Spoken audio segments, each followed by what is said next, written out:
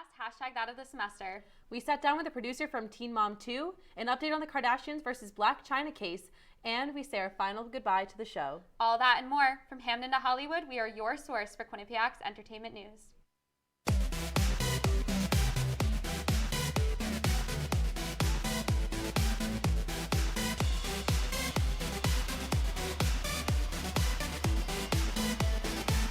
From Hamden to Hollywood, we are your source for Quinnipiac's entertainment news.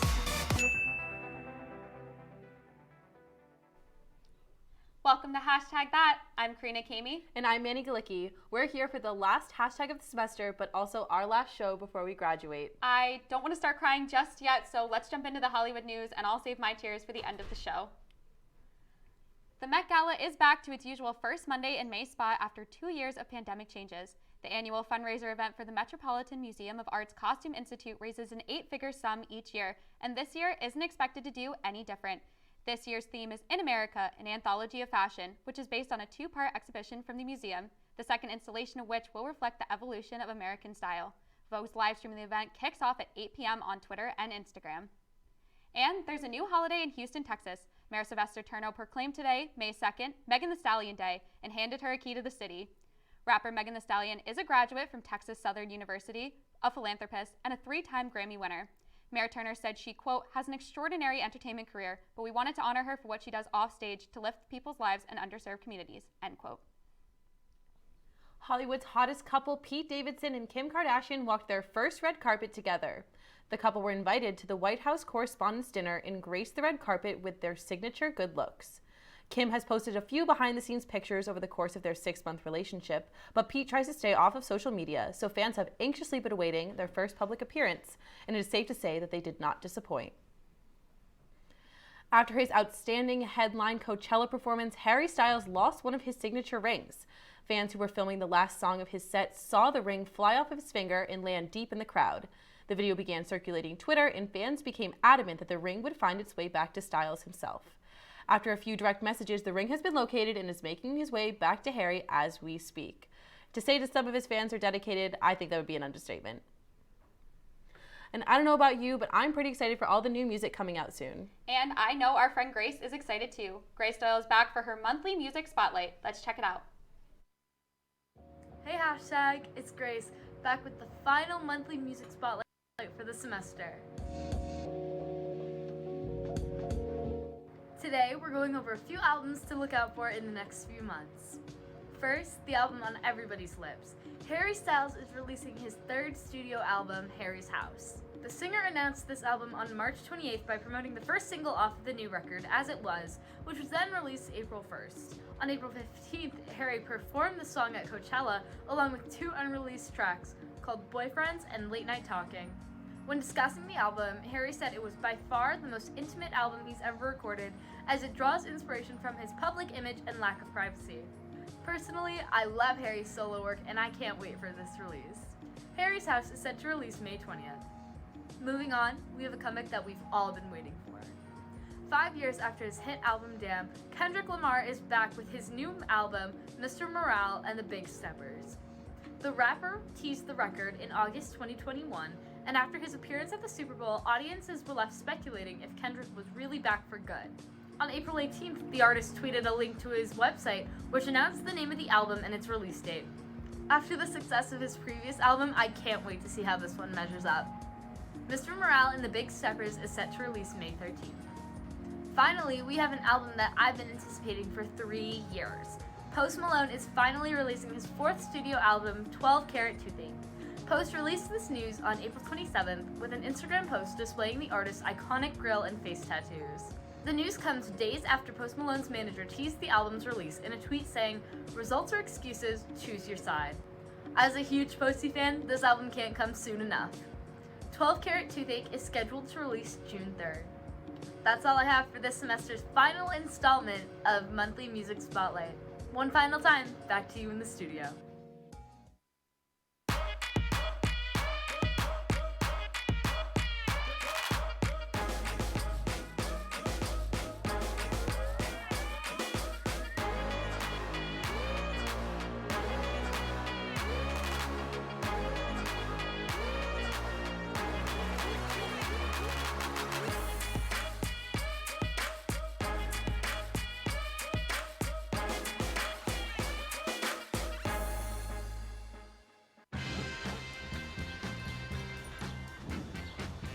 When we adopt a shelter pet, we discover they're a unique mix of all kinds of things. Come on, Jules, spot on this last one.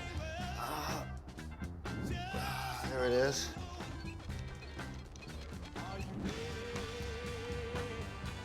Keep going with it. Leo. They're a little bit of a lot of things,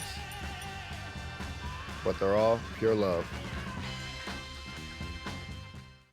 I know what you're thinking. I need a job. I need a new career. Well, I've been there. I've been there. I've been there. I wasn't happy with what I was doing. After high school, I didn't have a plan. I just wanted to start working. I got laid off twice, but you gotta keep going. You just need the right skills. Find an apprenticeship. I found a 2-year IT program. I found a medical course online. I'm now a consultant in the tech space. You have more options than you think. You can do this. You will find something. You will find something new. With the summer quickly approaching, we know our hashtaggers have some big plans coming up. Let's see what they're going to be up to. Hey hashtag, it's Bella, and this summer I will be doing my very first internship with H2R Productions, where I'll be doing talent search for a bunch of different TV networks. I'm super excited. I'm gonna be nannying a baby girl, gonna spend a lot of time with family, friends, and my dogs. I'm really gonna miss our team this year at hashtag, but I can't wait to be your next entertainment director. Hey hashtag, so this summer I am traveling to Israel with my best friends from home. I'm so excited. We've been planning this for like 3 years, and obviously there were a lot of circumstances that we couldn't go, but I'm so excited that we're finally going. I can't wait to travel and just see new places. I'll also be working, and I'm so sad that I'm leaving, and I'm gonna miss hashtag so much and everyone at Q30. Hey hashtag, it's Krista, one of the associate producers, and this summer I'm going to Rhode Island with a few of my girlfriends from home.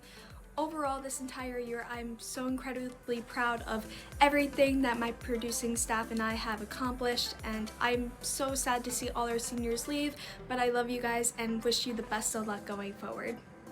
What's up hashtag? This summer I'm going to be working as a video production intern, and I'm going to still be teaching swim lessons. On top of that, I'm going to be prepping for next year as Q30's next vice president. I hope you have a nice summer, and I will see you next fall. Hey hashtag, it's Manny, and I'm actually graduating in 2 weeks. So this summer I will be applying for jobs and seeing where I end up. Other than that, I'll probably be spending some time at the beach, spending some time with my friends, my family, and yeah, just waiting to see what happens next in my life. I'm kind of open to doing anything. So Q30 has been such an amazing place for me these past 4 years, and I'm so sad to be saying goodbye today. Hashtag has been my show, my home away from home for the past 4 years, and it has given me so many opportunities to talk about so many things that I love with people who I have loved meeting along the way. So stay tuned for what I do next, and I'm so thankful for everything that I've been able to accomplish in the past 4 years here. Hey hashtag, this summer I'm going to be completing an internship for a nonprofit, probably be door dashing, but mostly just excited to spend time with my friends, spend time at the lake, and finally have a nice relaxing summer. I'm really gonna miss Quinnipiac and hashtag, but I'm so excited to come back next year as marketing director and create a ton of content. See you next year. Hi hashtag, it's Jess Bridgeraj, and for this summer I will be staying in Connecticut, and I will be working at Channel 3, where I will be producing content for them, and I'm super excited for this journey, and I hope you all have a great summer.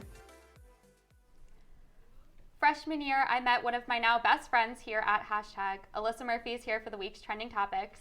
What do you have for us, Alyssa? Thank you, Karina and Manny. To start with some film news, the first trailer for Olivia Wilde's Don't Worry Darling, starring Harry Styles and Florence Pugh, was released this morning. The trailer featured Styles' character Jack and Pugh's character Alice as husband and wife. The two live in a town called Victory, which, per an official synopsis, is, quote, an experimental company town housing the men who work for the top-secret Victory Project and their families, end quote.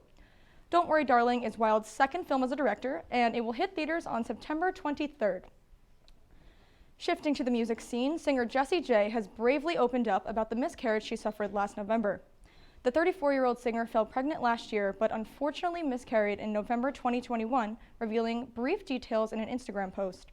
She has now opened up about the situation even further on the Diary of a CEO podcast, elaborating on her confusion and loneliness at the time. The singer defended her decision of sharing the Instagram post when it happened, saying, quote, I posted it because I didn't have anyone to break on, I didn't have anyone to fall apart on, and that's what I needed, end quote. Jessie also shared that having a child on her own is no longer in her plans, and she wants to do it with someone who wants it just as much as her.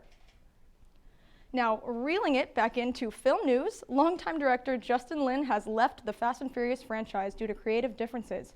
After directing 5 films in the franchise, Lin abruptly left his position on the Fast 10 film last week.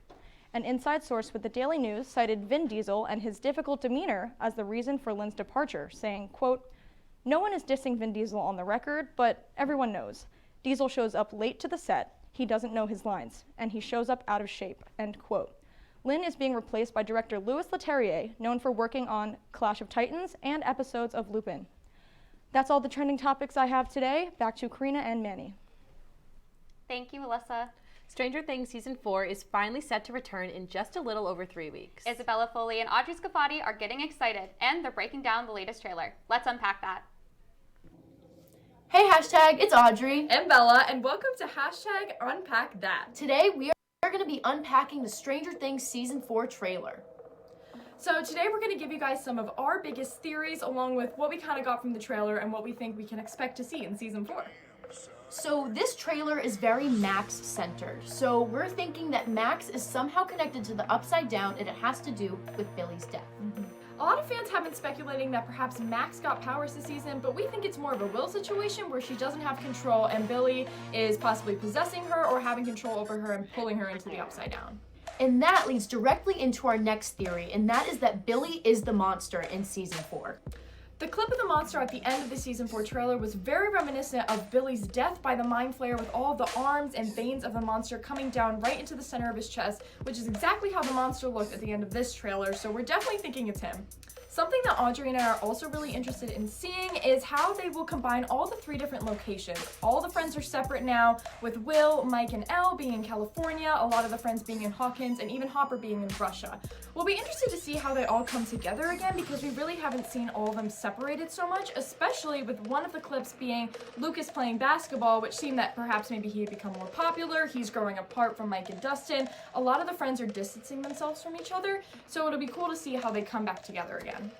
I think the way that everyone is going to reconnect is by using the Upside Down. I think everyone's going to be in the Upside Down this season. We're going to see all people there, and that's how they're going to unite. Something that was also mentioned within the trailer was that Elle lost her powers. We were kind of thinking about how that could have happened. Obviously, she's really overexerted herself, saving her friends for the past 3 seasons, so maybe that's the reason she lost her powers.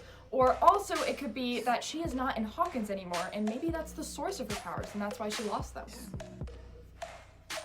And now for our final theory, which makes Bella a little sad. I think that Steve Harrington is going to die in Season 4. I'm thinking we don't go a season without one serious death happening, without a heartbreak. If we're thinking of anyone that this show is going to kill, it is going to be the lovable Steve Harrington. I agree, but I don't want it. So Stranger Things Season 4 Volume 1 comes out May 27th. We'll have to see if any of our theories are correct. More hashtag after this commercial break. Meet the scan, a simple procedure whose mission is to detect lung cancer early.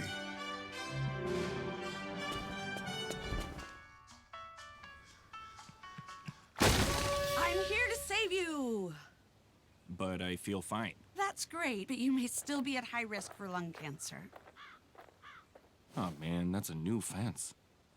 If you smoke, early detection could save your life. Learn more at savedbythescan.org. I think it's just vapor with flavor. It won't hurt my kid like cigarettes, right? Vaping is safer than smoking, isn't it? There's really not even that much nicotine in them, right? My kid? My kid knows it's dangerous. Get your head out of the cloud. Today, nearly 8,000 kids will start vaping, maybe even yours. Learn about the dangers at talkaboutvaping.org. I don't think that many kids in my son's school even do it. He makes fun of his friend who vapes. He would never try it. She's into soccer. She's on the honor roll. She's just not the type. No way. No way. No way. No way, my kid would never vape. Get your head out of the cloud. Today, nearly 8,000 kids will start vaping, maybe even yours. Learn about the dangers at talkaboutvaping.org. Another incredible friend of mine I've had the honor of seeing come up through Q30 joins us now for the first segment she ever did on air. Gabby Berlovsky is here for a Hollywood news update. Gabby, what do you have for us?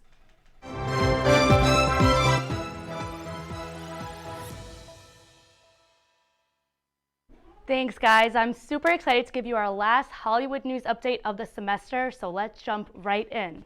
The Blac Chyna vs. Kardashians lawsuit has been taking over the headlines. Chyna is suing the Kardashian family for, quote, allegedly interfering with her reality show, Rob & Chyna's future. Chyna is seeking millions in compensatory and punitive damages from Kris Jenner, Kylie Jenner, Kim Kardashian, and Khloe Kardashian. The judge has just recently dropped all defamation claims against Kim Kardashian. The stuff that has been brought up throughout the trial has been absolutely mind-blowing. And breaking news, as of 15 minutes ago, actually the Kardashians have won the whole case. But have you guys been keeping up with it at all? Do you guys think we can expect to see the storyline play out in the next season of the Kardashian show? That was really wild. Literally 15 minutes before the show, we were sitting here and Gabby was like, hold on, there is an update to my story. I do think we're probably going to see at least a little bit of it, especially now that the case is kind of over with, because legally, obviously, you can't talk about a case while it's happening. But now that it's over, we're definitely going to get some, like, sly comments. You know that, like, oh, yeah, like for sure. Kendall's really quick with the little, like, little quick jab. witty comments, Yeah, little yeah, jab yeah. in there. So, like, I don't think we're going to get anything about the case itself, because they can't film in the courtroom. They can't do any of that. But we're definitely going to get some little pieces. Yeah, no, if I know anything about the Kardashian family, Kris Jenner loves drama, and if she can capitalize on this, she will be. So I'm sure we'll be seeing this on the next season. What do you have for us, Gab? Well, I do also think that Kylie Jenner will be a huge topic within this case, especially because she was in a relationship with Tyga, who was also dating Blac Chyna. So I do think it's going to play out mostly in her storyline. And, you know, the Kardashians, we can always expect a good storyline from them. But moving on, James Corden has just announced this past Thursday that he will be leaving The Late Late Show in 2023 after an 8-year run. In his announcement, he said, quote, when I started this journey, it was always going to be just that. It was going to be a journey and adventure. I never saw it as my final destination, you know? And I never want the show to overstay its welcome in any way. I always want to love making it, and I really think in a year from now, that'll be a good time to move on, end quote. With Ellen also saying goodbye to her show, what do you guys think this move means for the future of talk shows? Do you think this was the right move for Corden? I definitely think this is the right move for James Corden. He's been in kind of the center of a lot of controversy in the past couple of years, and it's really time that we start removing those people from their platforms to continue speaking for themselves when we realize that they're not doing great things. But I think that this is just the new wave of talk shows, and that there's less and less talk shows being renewed. There's less and less room, like people don't really want to go on them anymore. So I just think that this is just the next era of television and talk show hosts will just be kind of fizzling out. What do you think? Yeah, we've seen them try to kind of keep up with how things are changing. Things are moving towards streaming. We're not really watching linear TV like that anymore. And they tried it with A Little Late with Lily Singh, right? They tried to bring a YouTuber on to do this kind of like late night form that we've been doing for a while, and even that didn't work. So I think we're just starting to see them phase out a little bit, and I definitely think it's the right move for him with everything that's been going on and how people feel about him. I just don't think it's the right move for him to be on the show anymore. But Gabby, what do you think? Guys, I was a fan of the talk show. I myself love talk shows, so it is disappointing to see them kind of creating this downfall. I'm scared it's going to trickle down into Jimmy Fallon, Jimmy Kimmel world. So it is kind of, but it is with the times. I feel like people are watching YouTube a bit more, and I feel like we can expect probably to see those shows kind of go away with time as well, which is disappointing, but with entertainment, things change every day. For my last story, I want to focus on something a little different than our regular Hollywood news update. Since it is our last show, and the last time Karina and Manny are hosting here at Q30, I want to focus on the great things they brought to this department before they deliver their final goodbye soon. Manny has been at #that for the past 4 years, constantly bringing her brightness and positive energy with her. She's always willing to help out, make an amazing package, and you know you can always count on her to make you laugh. Karina, our entertainment director here at Q30, is one of the many people that made #that so special.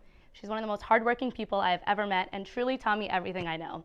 I'm so grateful to have had her to look up to during my entire time here at Q30 and for her guidance every step of the way. Now guys, before we wrap up, I need to know, what has your favorite part of being at Q30 been? Any favorite memories? Okay, now I am trying not to cry all over again. I said I wasn't going to cry till the end of the show. We're not there yet, so I'm going to try not to cry. That's really sweet. I wasn't lying when I said that I really have seen Gabby especially come up through this station. And I have met all of the most incredible people here. I can't explain to you how much I love being the entertainment director, and so hearing your kind words and that I've had any impact on you at all means the absolute world to me. Yeah, I completely agree. Karina was actually one of the first people I ever met at #, so for us to be able to have this playtime to host together, it's just super special, and everyone in this room right now has just helped create this better version of myself as a journalist. I'm so proud of everyone in this room, and I'm so proud of all that you guys will continue to do. It has been an absolute honor to work alongside of you all. Gabby, can I ask what your favorite memory is of the last couple years? Guys, this one is easy. The first ever Student Media Showdown and freezing outside with Karina as my co-host. I'm still cold. I am still shivering. I think that memory will live in my head for the rest of my life. But truly overall, Q30 means everything to me. Hashtag has also meant the world, and it's been an absolute honor to work beside everyone in this room. Thank you so much. Thank you for this week's Hollywood News Update. Back to you guys at the desk. Thank you for everything, Gabby. We're going to go to our last commercial break of the show, and we'll see you on the other side for an MTV interview and our final goodbyes. Maybe you can make retirement happen. After all, you made home ownership happen. Homeschooling yourself on loans, beefing up your credit score. So I'm pre-approved. You were like, yes! Sorry. Color coding listings, ticking boxes, and flushing every toilet in a 20-mile radius. Home sweet home. You aced House Hunter. Now get the tips you need to get on track at aceyourretirement.org. Honey, what I think you need is a socket wrench. I played JV basketball. I'm sorry. I don't think it looks right. This is good, and it's all good, baby. Is it really all good?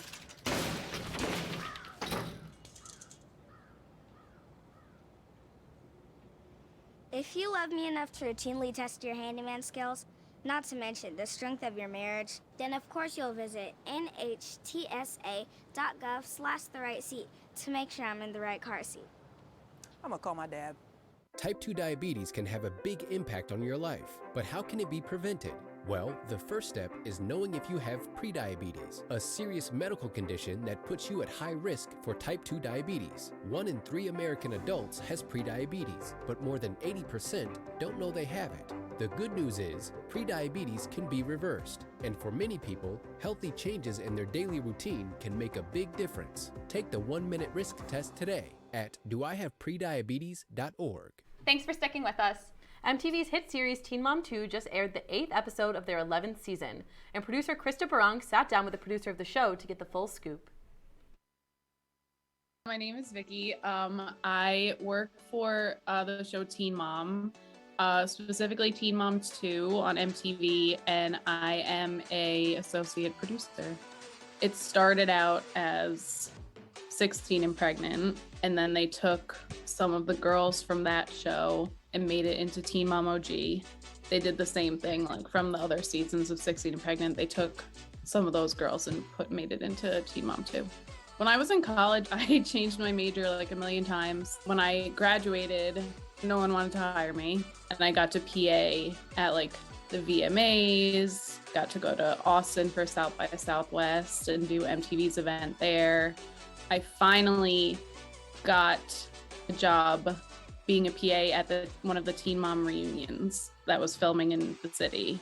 They were looking for an office PA.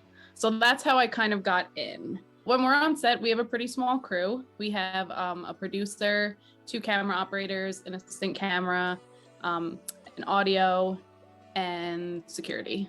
I like to think that we are truly more of like a docu-series than like a reality type show.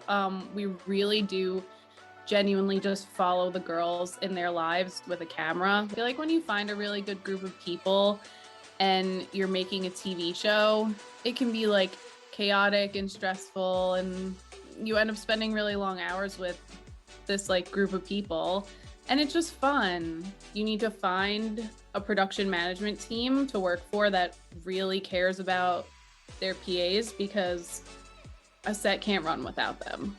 The biggest thing on a set is just like, you know, like being friendly with everyone, because you never know who you're gonna meet that can give you another opportunity. I ended up getting the job at Teen Mom because this other girl who I had worked with on a different show wasn't available, and she was like, oh no, I'm not available, but here's this other girl's number that I worked with before. And that's how I ended up getting in there. So it's just like mostly just making connections with people and going where you're appreciated. Now, normally this is the part of the show where we play a game. But after 4 years here, we really just wanted to take this last opportunity of our last show to say our final farewell. I'm going to hand it back to Alyssa to start us off. Thank you, Karina and Manny. I want to say thank you to everyone here at Hashtag and Q30 who have made the last 4 years so memorable. Being a part of this show gave me the opportunity to talk about my passions with my best friends, while also exploring more of the community's hidden gems. Who knew going to college in Connecticut could actually be so fun? And also I want to say thank you to Quinnipiac tonight. Being in the cast gave me constant smiles, laughs, and a release from outside stress. Eventually, filling 2 Q30 cabinet positions gave me both the professional experience and the best friends that I could not have imagined I'd find in college. I want to specifically thank the rest of the Q30 cabinet for being the best friends and support system I could have asked for this year. The media suite we currently sit in is a second home for me, and you're all the family that fill it. Q30 has defined my college experience in every way, and I can't thank everyone that I have ever befriended, worked with, or even had a simple banter with enough, for you've all impacted me in some way. It's not just the broadcasts, but the people and the memories that come along with them that have made my time at Quinnipiac better than I could have imagined. It honestly seems like 3 years flew by in the blink of an eye. I vividly remember coming to my first Hashtag show and meeting Karina, telling her that I love E-News and I want to try the show out. She put me on a camera right away, even though I very clearly did not know how to use that camera. But Q30 has been and continues to be a place where you're always encouraged to try new things and make some mistakes along the way. It's pretty common for students to hate on Mondays, but Mondays have always been my favorite part of the week, and that's because of Hashtag. I feel so lucky to have been a part of something so special and to have had so many talented people to look up to along the way. Maggie Smith, Alyssa Murphy, Manny Galicki, AJ Roberts, Isabella Foley, Mason Glad, Audrey Scafati, Krista Barong, Jess Bridgeraj, and of course, Karina Kamey have impacted me in more ways than I can ever explain. I'm so grateful for the friendships I've made here, and I will treasure them for the rest of my life. From the Starbucks trips and mini golf to the baking packages, student media showdown, and so much more. Thank you, Q30 and Hashtag, for absolutely everything. One day I'll possibly be famous, and it will be all thanks to the lessons I learned here. Hashtag that, the entertainment department, and that station as a whole are in great hands, and I can't wait to see how it grows. I am genuinely in disbelief that today is my last day a part of Hashtag That. It felt like just yesterday I walked through the doors of the media suite for the first time and was stumbling over how to say from Hamden to Hollywood without slipping up. Q30 has offered me so much more than a fun place to hang out on Monday nights. It has given me friendships that I will cherish forever and the professional training that has allowed me to stand out from others. I am so proud of the growth that Hashtag has seen in my 4 years here. From battling the sunset in the piazza, learning how to film packages from 2 separate locations due to the pandemic, to this beautiful new set that I'm sitting on today. I am so honored to be a part of an organization that continuously strives for excellence. As I'm about to enter the real world, as my peers and I jokingly call it, I've had some time to sit back and reflect on just how much I have grown and how much I will miss every single person that walks through this suite. You are all the people that have created my love and foundation in journalism, and it's hard to accept that we will all be in different places next year. So thank you, Hashtag, for helping me become the journalist that I'm so proud to be. How lucky am I to have something that makes saying goodbye so hard? I came to Quinnipiac a scared and shy 17-year-old, not sure what I was doing or where I'd end up. The first thing I found that I liked here was Hashtag That, and just a few weeks later I had the opportunity to be an associate producer. I can't thank my EPs enough for teaching me everything and having the faith in me to be the future of the entertainment department. The next 2 years, I was an executive producer, and I fell in love not just with producing, but Hashtag and Q30 as a whole. I looked forward to every single Monday in the media suite, and I have memories I'm going to take with me forever. This last year, I was given the entertainment director position. I got to produce Student Media Showdown, create content I love, and most importantly, mentor the most incredible group of people I have ever met. I'm thrilled with everything we've been able to accomplish together this year. And here we are, my last time at this desk 4 years later, my last chance to say thank you. So, thank you to Paige Meyer, Kayla Heavey, and especially Maggie Smith, who gave me every opportunity in the world to succeed here. Thank you to AJ Roberts for being the best co-EP in the world. And thank you to my Q30 cabinet for sticking by all of my craziness and becoming not a second family, but a first family. My advice to all of my friends in the suite is easy. Take advantage of every moment, pick up your trash from the suite, keep a positive outlook, and keep your friends close. You have no idea how quick your time here is going to go. And to Q30, thank you for teaching me everything I know about everything. For my last time, for everyone behind the scenes, Alyssa Murphy, Gabby Verlasky, and Manny Galicki, I'm Karina Kamey, and I'll see you on the other side, friends.